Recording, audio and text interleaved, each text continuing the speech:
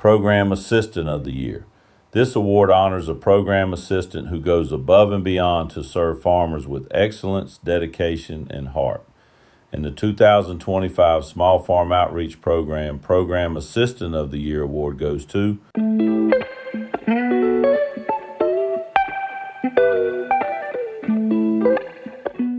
My name is Michael Carter Sr., and I am, I guess, probably the 6th or 7th generation on Carter Farms. We actually call this Grands.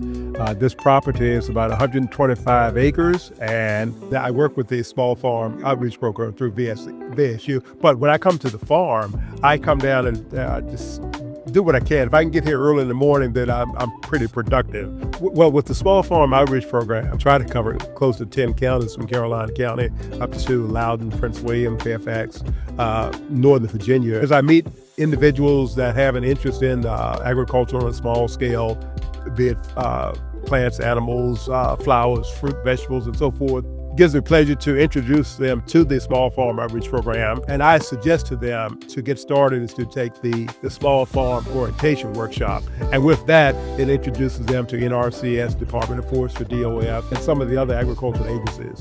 And also, when individuals get into agriculture on a small scale, it's work. It's not a hobby. I'll share an experience with you.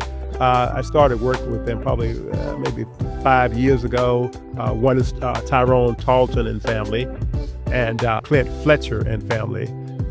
Tyrone is in King George County, and maybe 2 years ago, I shared garlic with Tyrone and Clint, and I had suggested to them plant these cloves of garlic, and each clove will give you at least five new cloves. And my suggestion was, when you harvest in October in 24, save, you can put your garlic in a cool, dry place and maybe a fan and keep it dry. Tyrone called and said, do you have any garlic? I said, well, it's time to plant.